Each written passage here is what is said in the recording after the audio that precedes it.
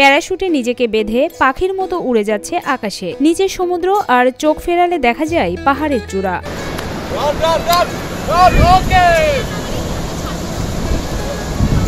এতদিন বিদেশে এমন প্যারাসেলিং এর দৃশ্য অহরহ দেখা গেলেও বাংলাদেশে ছিল না এই অ্যাডভেঞ্চারের তেমন কোনো সুযোগ। সম্প্রতি এই দুঃসাহসিক রাইডের যাত্রা বাংলাদেশে শুরু হয়, পর্যটকদের আনন্দ কয়েক গুণ বেড়েছে।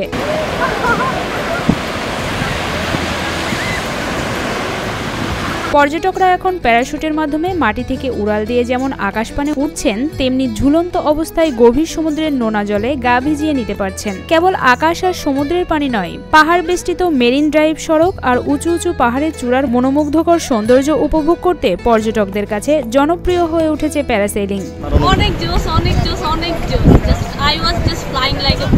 2 থেকে 2,500 টাকার টিকিটে সর্বোচ্চ 5 থেকে 6 মিনিট আকাশে ওড়ার পাশাপাশি সমুদ্রের লোনা পানিতে পা ভেজানোর সুযোগ পাচ্ছেন পর্যটক কিংবা আগ্রহীরা। পৃথিবীর দীর্ঘতম সমুদ্র সৈকত কক্সবাজারে প্যারাসেলিং করার সুযোগ যেন পর্যটনে ভিন্ন মাত্রা যোগ করেছে।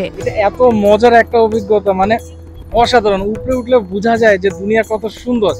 এত ভালো লাগতেছিল, মনে হচ্ছিল পুরো পাখির মতো উঠতেছিলাম। এটা অসাধারণ। আমাদের দেশে যেরকম হয়, আগে দেখতাম টিভিতে বিদেশে মানুষ করে, কিন্তু বাংলাদেশে যেটা হয় এত সুন্দর করে, মানে না করলে বোঝা যাবে না। সবার করা উচিত জীবনে একবার, লাইফ টাইম।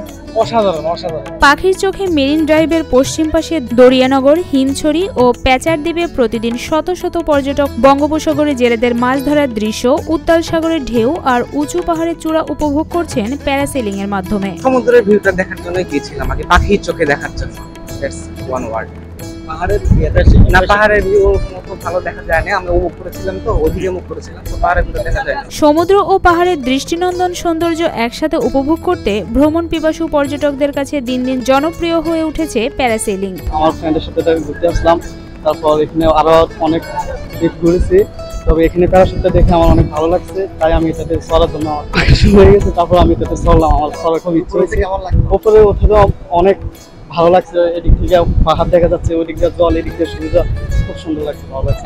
পর্যটন খাতে কক্সবাজারের সুনাম আরও বৃদ্ধি করতে আন্তর্জাতিক মানের প্যারাসেলিং এর ব্যবস্থা করেছে ফানফেস্ট প্যারাসেলিং নামের একটি প্রতিষ্ঠান। সাগর ও পাহাড়ের অপূর্ব সৌন্দর্য একসাথে দেখতে পেয়ে বেশ আনন্দিত পর্যটকরা। আমার অনেক ভালো লেগেছিল, অনেক ইচ্ছা ছিল উপরে ওঠার।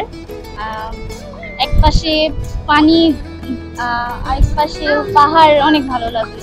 আমি ভেবেছিলাম অনেক ভয় লাগবে, বাট ভয় লাগেনি, তেমন একটা ইয়া ছিল না। প্যারাসেলিং করা এক পর্যটক জানায়, উপরে ওঠার আগে অনেক ভয় থাকলেও ওঠার পরে সেই ভয় আর থাকে না। মনোমুগ্ধকর সৌন্দর্যের কাছে হারিয়ে যায় ভয়। ভাবলাম অনেক ভয় হবে বা কি করব, যে সময় উপরে উঠবো, তো দেখলাম তেমন একটা ভয় ছিল না।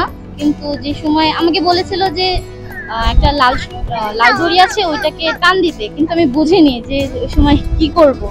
তো ওই সময় একটু ভয় লেগেছিল, তাছাড়া আর কোনো ভয় লাগেনি। প্যারাশুটের রশি বাঁধা থাকে স্পিড বোটের সাথে। স্পিড বোটটি লোনা পানিতে ছুটতে শুরু করলেই রশির টান পড়ে প্যারাশুট ধীরে ধীরে আকাশপানে উঠতে থাকে।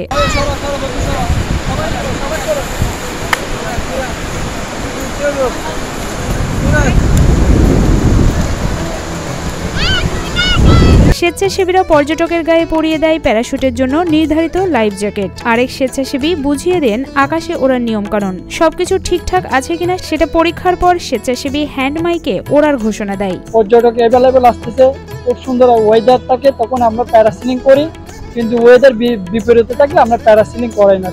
যারা প্যারাসেলিং করতে আসেন তাদের নিরাপত্তা বিষয়টিকেই সর্বাধিক গুরুত্ব দেওয়া হয় এবং কোনো ধরনের ত্রুটি হলেই তাৎক্ষণিক ব্যবস্থা গ্রহণ করার জন্য বিকল্প ব্যবস্থাও তাদের রয়েছে। আমাদের প্যারাসেলিং করার জন্য আমরা দুইটা বোট রাখি, স্টোন বাই, একটা থাকে প্যারাসেলিং টানার জন্য, আর একটা রেস্কিউর জন্য সবসময় অ্যালার্ট থাকে। পানিতে কোনো কারণে পানিতে পড়লে লাইফ জ্যাকেট আছে, বেঁচে থাকবে, আর একটা রেস্কিউ বোট আছে, ওনাকে উঠে নিয়ে আসবে, সেকেন্ডের মধ্যে উঠে নিয়ে আসবে। 12 বছরের নিচে কাউকে প্যারাসেলিং করতে দেওয়া হয় না। এছাড়া 120 কেজির বেশি ওজনের মানুষ, দুর্বল চিত্তের মানুষ অথবা হার্টের সমস্যা আছে এমন কাউকেই নেওয়া হয় না। এছাড়াও যাদের উচ্চতায় ভীতি আছে তাদের প্যারাসেলিং করতে নিষেধ করা হয়।